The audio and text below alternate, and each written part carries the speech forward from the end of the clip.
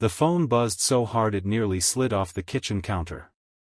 Alex caught it just before it hit the tiles. 11:47 p.m. The screen lit up with the message he'd typed 3 whiskeys ago, the one he'd sworn he would delete before sending.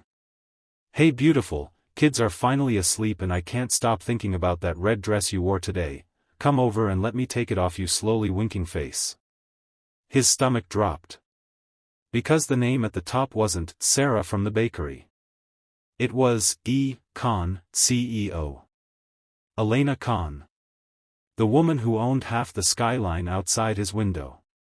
The woman who'd fired 3 division heads before breakfast last month.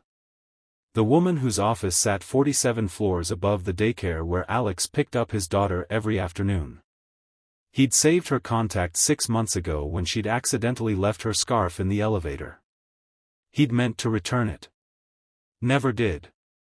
The scarf was still folded in his sock drawer like a guilty secret. Now that secret had just propositioned the coldest, most untouchable woman in Karachi. Shit. Shit shit shit. He hammered the keyboard. Wrong person, ignore that, please pretend you never saw it, I'm so sorry. Sent. Delivered.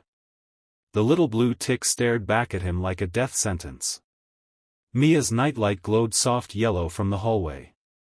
4 years old and already asking why Daddy looked sad when he tucked her in. Alex pressed his forehead to the cool fridge door and waited for the humiliation to swallow him whole.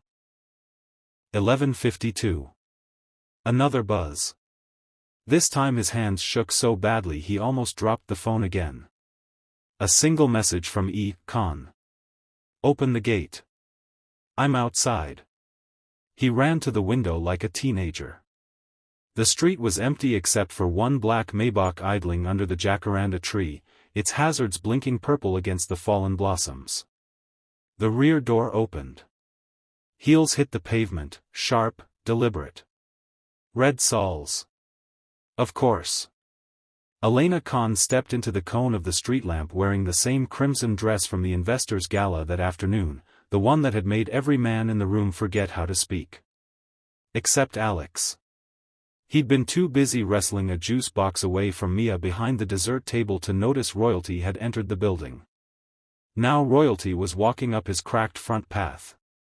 He yanked the door open before she could ring the bell and wake the kids. Miss Khan, ma'am, Ayesha, God, I am so sorry, I swear that was. She raised one perfectly arched brow. Are you going to let me in, Mr. Malik, or do we discuss your lingerie preferences on the porch for the neighbors? He stepped aside like a man stepping off a cliff.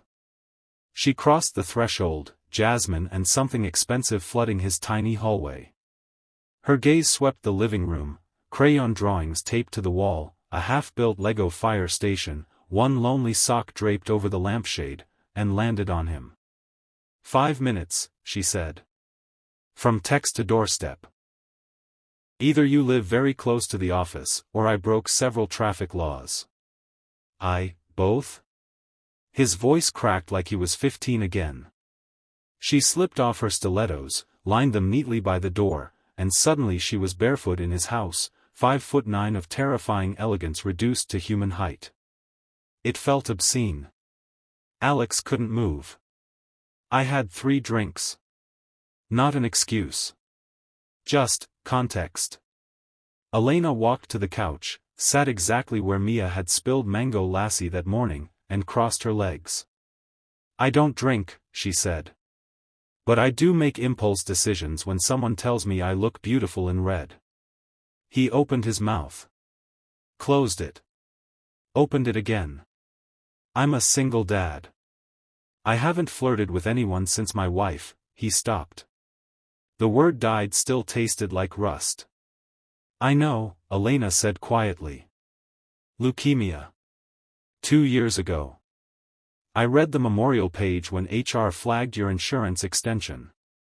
Of course she had. Silence pooled between them, thick and humming. Then she did something that rewrote every rumor he'd ever heard about the Ice Queen of Karachi. She reached for the toy stethoscope Mia had left on the coffee table, slipped it around her neck like a scarf, and smiled, small, careful, real. Your daughter likes doctors? She wants to be one. Or a fire truck? She hasn't decided. Elena's fingers traced the plastic bell. When I was 5, I wanted to be a pilot. My father told me girls flew broomsticks, not planes. So I became a CEO instead. Same altitude, better catering. Alex laughed before he could stop himself. The sound startled them both. She looked up. You have a nice laugh. You should use it more. He rubbed the back of his neck. Hard to laugh when you're waiting for security to escort you out of the building tomorrow.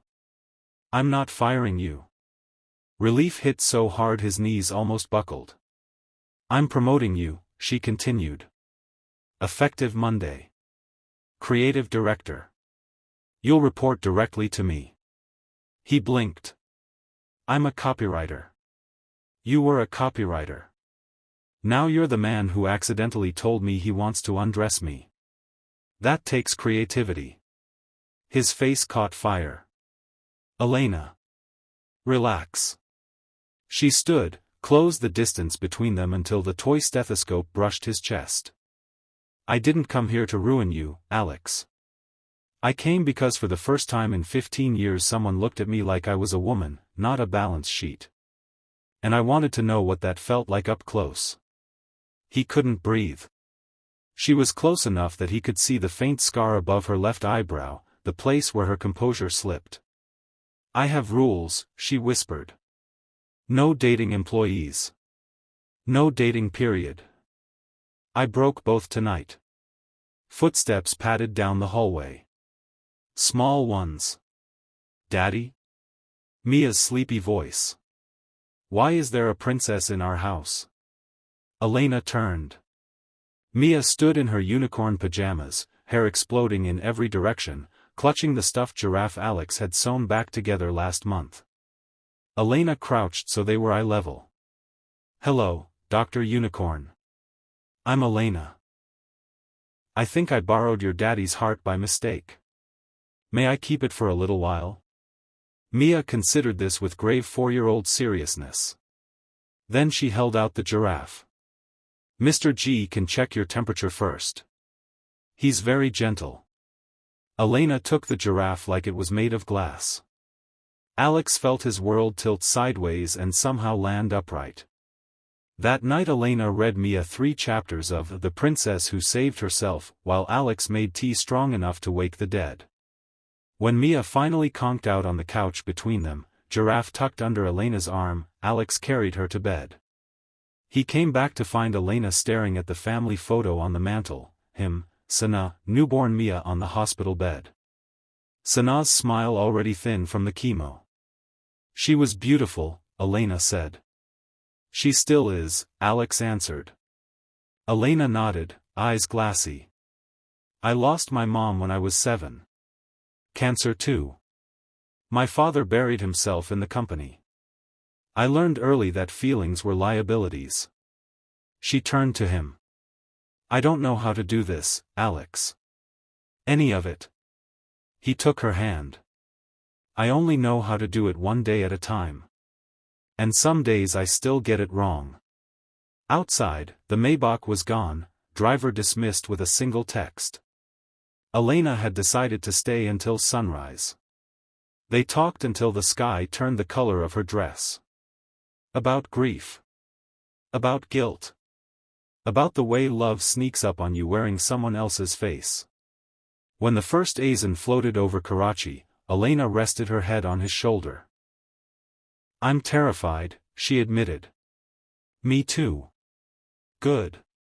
Terrified people try harder. 6 months later.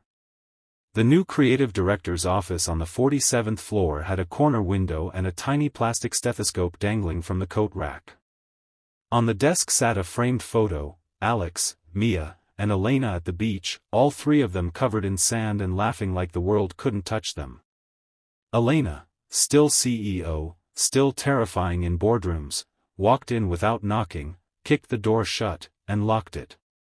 Mr. Malik, she said, using the voice that made shareholders weep, "Your daughter is with my driver eating ice cream in the lobby. We have approximately 11 minutes before she remembers we exist." Alex stood, already grinning. "Only 11? I'm efficient." She kissed him like a woman who'd spent 38 years waiting to be reckless. When they pulled apart, breathless, she pressed her forehead to his. "Marry me," she said. "Not a question." He laughed against her mouth. "You're supposed to ask when I'm not sleep-deprived and covered in glitter glue." "Too late. I already told Mia. She's designing the ring with macaroni." He kissed her again, slower this time. "Yes, Elena Khan. 1,000 times yes." Later, when the sun dipped behind the minarets and the city lit up like a promise, Alex sent a text to the group chat he'd made for the three of them. "Hey beautiful, kids are finally asleep, come over and let me take that red dress off you slowly winking face." Her reply came instantly. "Gates open. Hurry."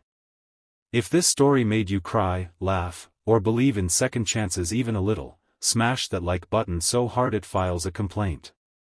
Subscribe and hit the bell because next week we're diving into the wedding that broke the internet, when the Ice Queen married the single dad who accidentally sexed his way into her heart. Turn on notifications, you don't want to miss the part where Mia officiates the vows wearing a fireman's helmet. See you in the next one, family. Love hard. Text carefully. And always check the name before you hit send.